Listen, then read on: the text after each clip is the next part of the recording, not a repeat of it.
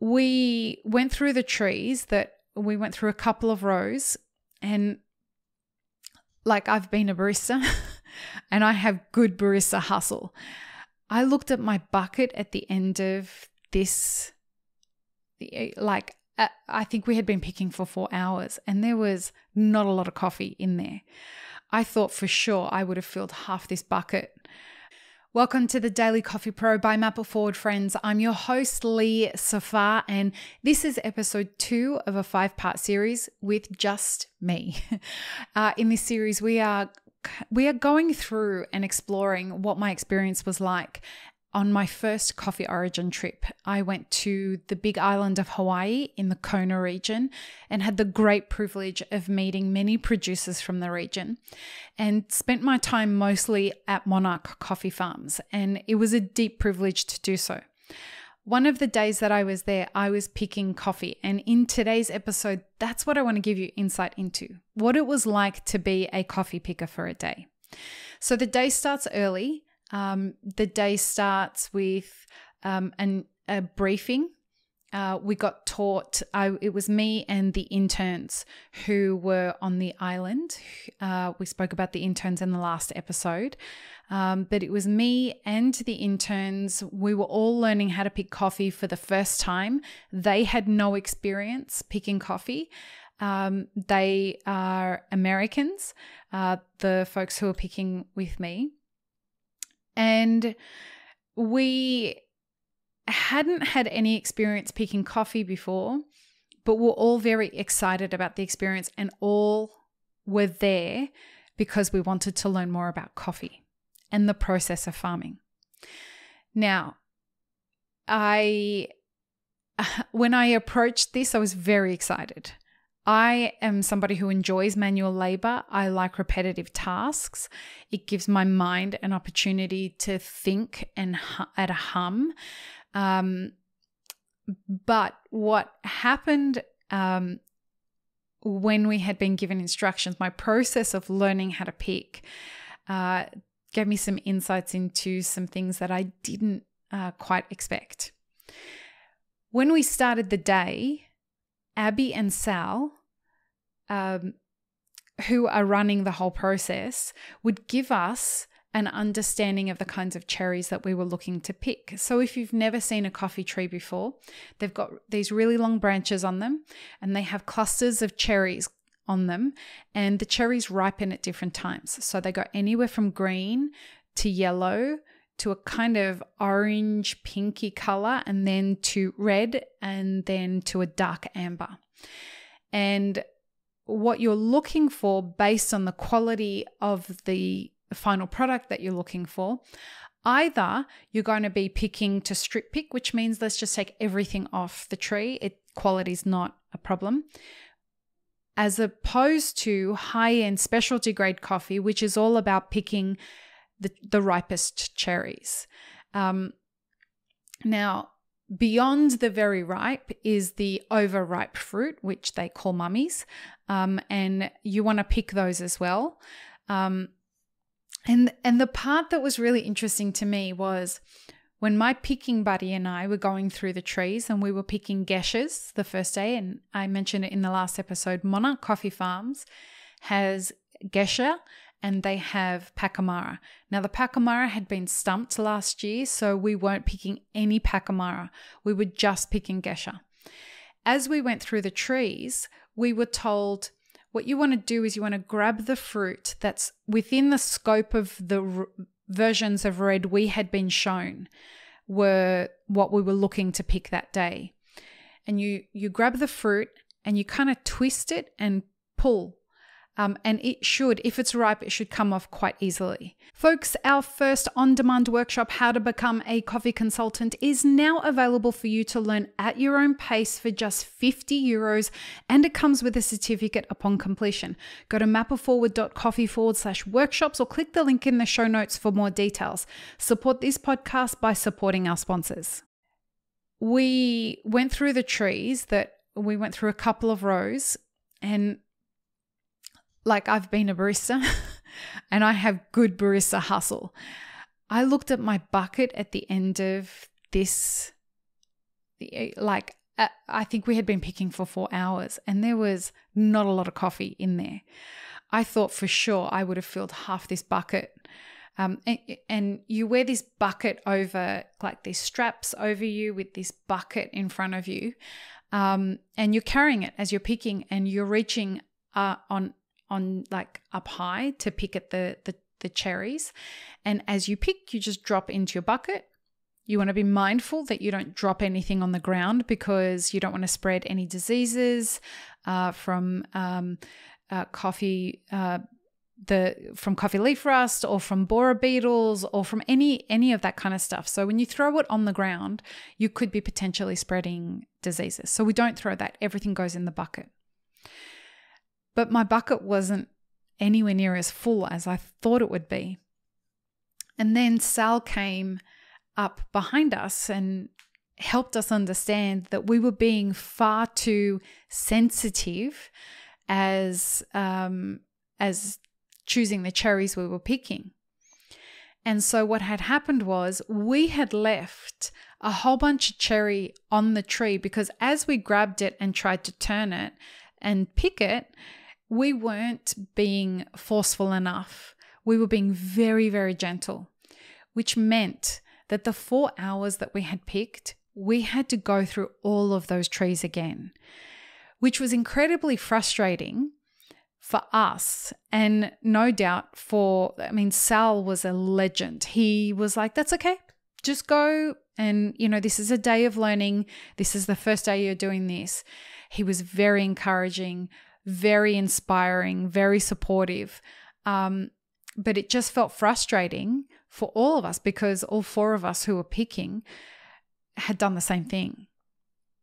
So we went through all the trees again and we got a lot more coffee out of it. But it really taught me how much of a skill these cherry pickers have, the coffee cherry pickers have at Origin. When a skilled team can come through, there are some pickers that can do 250 pounds a day. My bucket at the end of the day had 7.5 pounds in it, which is nothing. Some of these experienced pickers are doing anywhere between 100 and 250 pounds. And that's just wild. Now, I did visit another farm, and it was a deep privilege to visit the Greenwell farm. The Greenwells are very famous in Kona for the amount of time they've been on the island for a couple of 100 years. They've been growing coffee for 150 years. Their farms are beautiful.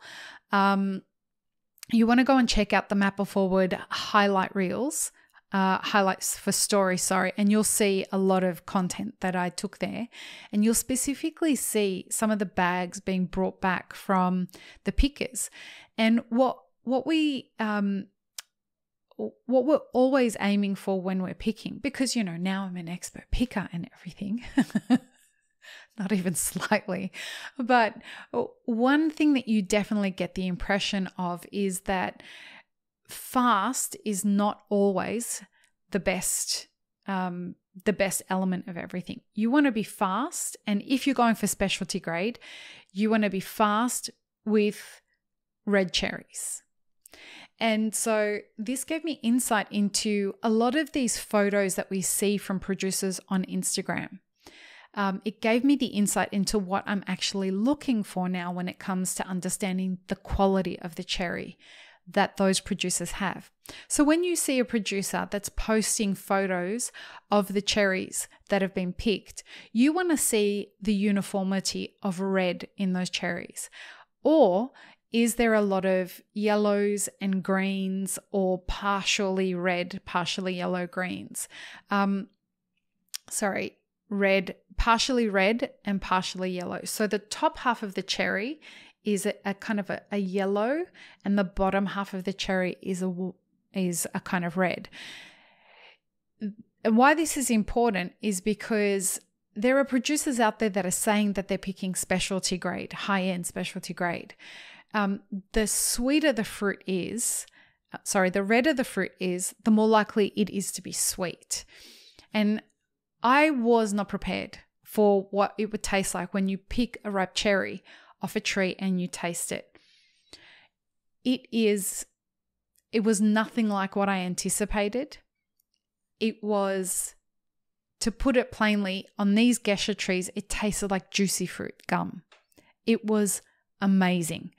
If you happen to be able to get your hands on some Monarch estate gesha, we'll have a link in the show notes for you to check it out. This coffee is truly sublime. And when you eat the cherry off the tree, you understand where all these flavors come from. Because gesha that's grown in Kona is different from the same seed stock grown in Panama. The seed stock for these trees is the same as Hacienda La Esmeralda in Panama.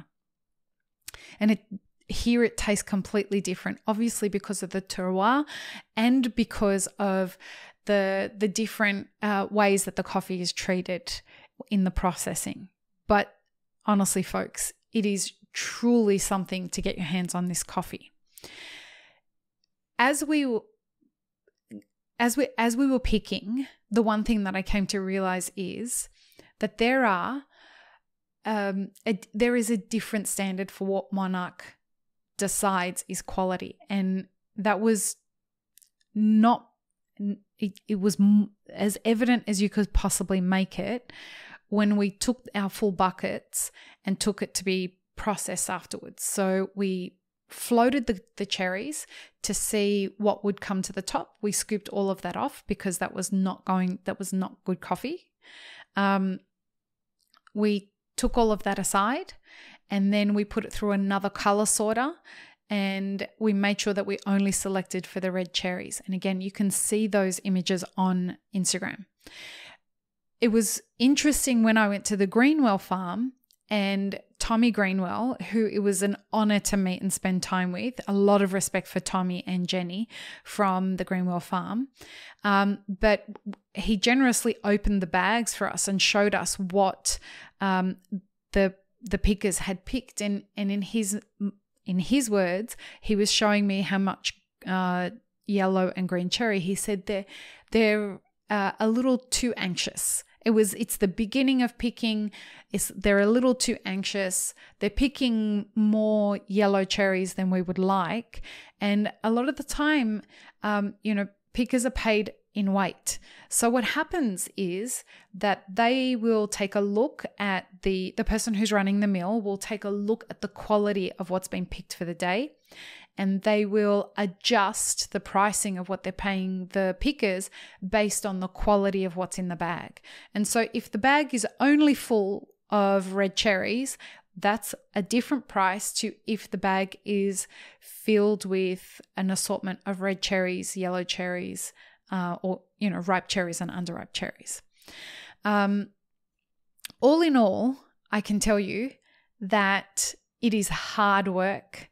It is hot work, and we're at the end of summer at this time that I was picking. I cannot imagine what it's like to be out there in the peak of summer picking coffee.